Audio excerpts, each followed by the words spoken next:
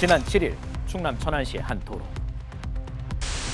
흰색 승용차가 횡단보도 위에 정차합니다. 신호를 기다리며 멈춰서는 차량들. 그런데 신호가 바뀌어도 차들이 지나가도 흰색 승용차는 꿈쩍도 않고 서 있는데요. 이상하네요.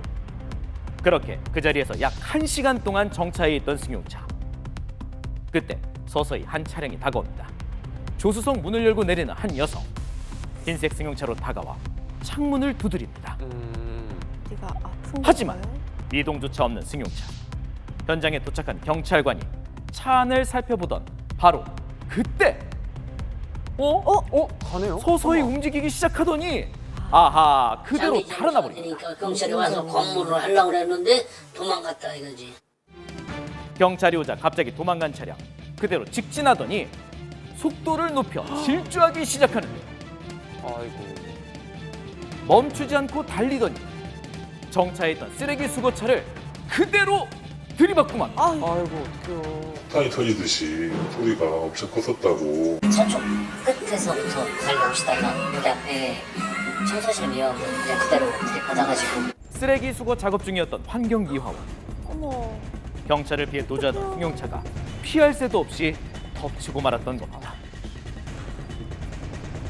사고 후 운전석 문이 열리고 차에서 내리는 운전자. 그런데 갑자기 골목으로 달려가기 시작하는데요. 또 다른 환경비화원이 남자의 뒤를 쫓아 바짝 추격합니다. 순식간에 남자를 따라잡아 옷을 잡아당기는데요. 실랑이 끝에 비틀거리며 끌려 나오곤 마는 남자.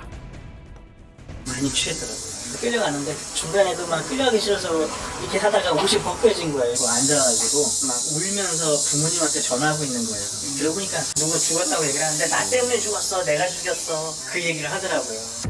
이 사고로 환경비화원 한 명이 안타깝게 숨을 거뒀습니다. 이제 6개월, 7개월 차 친구인데 결혼을 위해서 집도 장만을 했고 인테리어도 이제 하고 있고 곧 결혼 사는데 안타깝지만. 그런데 운전자는 왜 사고를 내고 그대로 달아났던 것일까요? 뭐예요 진짜? 경찰에 따르면 술 냄새가 나고 비틀거리는 등 음주 정황이 확인됐다고 합니다. 그렇다면 운전자는 어떤 처벌을 받게 될까요? 단순 음주운전죄로 끝날 사건이 도망을 가게 됨으로써 음주측정 거부죄, 사고 미주치죄, 도주치사죄, 위험운전치사죄까지 경합돼서 최대 5년에서 45년의 징역형에 처해지는 어처구니 없는 창극으로 변해버렸습니다. 음주 측정을 피해 도망치다가 사망사고를 낸 운전자. 본인이 저지른 죄에 합당한 대가를 치러야 할 것입니다. 도로에 멈춰서 있는 쓰레기 수거 차량. 그런데 갑자기 요동치더니 사방으로 파편이 튀는데 그냥 무슨 로켓 마냥 붕하면서 막. 그 소리가 나더니 팡 소리가 나더라고. 폭탄 소리가. 자, 쓰레기 수거 차량이 멈춰섭니다. 그때 도로 위를 주행하던 한 차량이 갑자기 속도를 높이는데요. 급기야 중앙선을 넘어 그대로 질주합니다. 달려오던 차량은 그대로 건물로 돌진하고 말았는데요.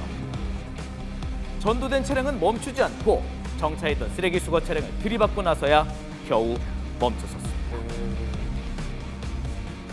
여기가 사고난 장소예요, 여기가. 사고가 일어난 곳은 왕복 2차선 도로. 막 차는 뒤집혀져 있고 초탈하다시피 상황이 많이 안 좋아 보였어요. 초참했죠.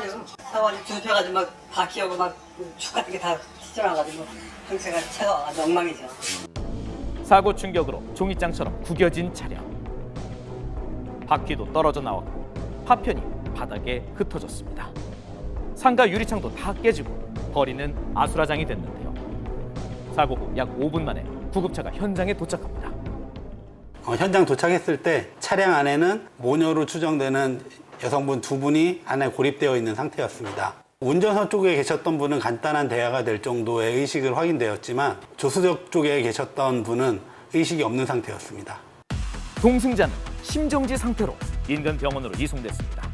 그렇다면 이번 사고는 왜 일어났던 것일까? CCTV 영상을 보면 브레이크 등이 들어오지 않았습니다. 차량이 고장난 것이 아니라면 브레이크를 운전자가 밟지 않았고 페달 오조작과 운전 미숙으로 인한 사고, 결국 운전자 과실에 의한 사고로 보여집니다. 다행히 차량이 돌진했던 상가는 철거 예정 건물이라 큰 인명피해는 없었던 상황. 저기서 있어서 다행이지. 없었으면은 애기 엄마하고 애기하고 횡단보도 지나가다가 큰 사고 났을 거예요. 사고 전 횡단보도를 건넌 엄마와 아이. 쓰레기 수거 차량이 없었다면 이들이 사고 차량에 그대로 휩쓸릴 뻔했던 건데요. 경찰에 따르면 운전자는 음주 상태가 아니었다고 합니다. 쓰레기 수거 차량이 없었다면 더 큰 인명피해가 발생할 수도 있었던 사고. 그 원인은 아직 밝혀지지 않았습니다. 사고가 일어난 곳은 부산의 한 해안가. 15시 30분경에 실종 신고를 한 상황이었고 실종자를 찾기 위해서 헬기를 동원해 수색하고 있었는데요. 그런데 그때 바위 위에 앉아 손을 흔들고 있는 한 남자를 발견합니다.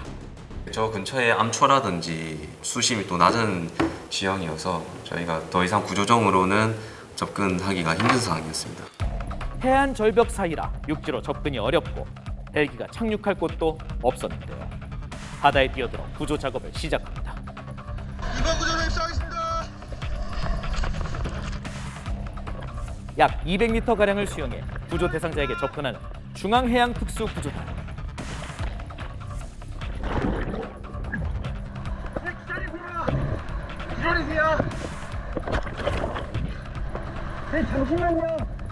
갑자기 왼쪽 무릎을 치는 남성. 무슨 문제가 있는 걸까요? 의족을 착용하고 있어서 다리가 계속 힘을 주지 못하셔가지고 계속 빠졌거든요. 지금 천천히 내려올 건데 저희가 잡아드릴게요. 여기 탈 거예요. 네, 올라가 내려와 보실게요. 천천히 잡을게요. 아이고. 파도가 너무 세다 보니까 바위에 부딪혀가지고 다칠 수도 있는 부분이고 요구조자가 다치지 않아야겠다 그 생각 때문에 저희 3명이 붙어가지고 최대한 구조보드에 빨리 올리려고 노력했던 것 같습니다. 밀려 들어오는 물살 때문에 이동이 어려웠던 상황. 물살이 센데요. 해경 3명이 구조 대상자를 지탱한 다음에야 구조 장비에 남성을 태울 수 있었는데요. 네, 괜찮으세요? 예. 예. 저희가 그래도 하다가 좀 다행이다. 약 3시간의 수색 끝에 발견된 남자. 어떻게 이곳에 오게 됐던 것일까요? 일행들하고 같이 화선대로 이동을 하려고 하셨는데 본인은 혼자 의족을 차고 있으니 좀 더 쉬운 길로 해안가 따라 혼자 수영을 해서 이동하려는 그런 상황 속에서 큰 파도에 휩쓸려서 표류를 하시다가 보이는 저 부위를 마침 발견을 해서 저 부위에 의지를 해서 계속해서 저기 내려오고 그렇게 진술을 하셨습니다. 거센 파도 때문에 구조대조차 몸을 가누기 쉽지 않았던 상황.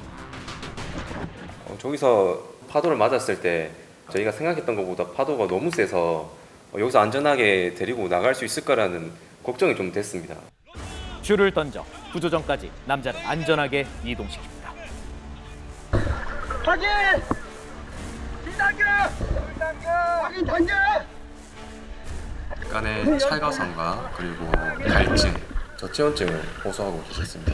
장시간 조난을 당하셨는데도 불구하고 다행히 또 크게 다친 곳은 없으셔가지고 안전하게 집으로 귀가하셨습니다. 해가 지고 나면 수색이 더 어려웠을 상황. 빠른 판단으로 함정과 헬기까지 동원해 무사히 구조할 수 있었습니다.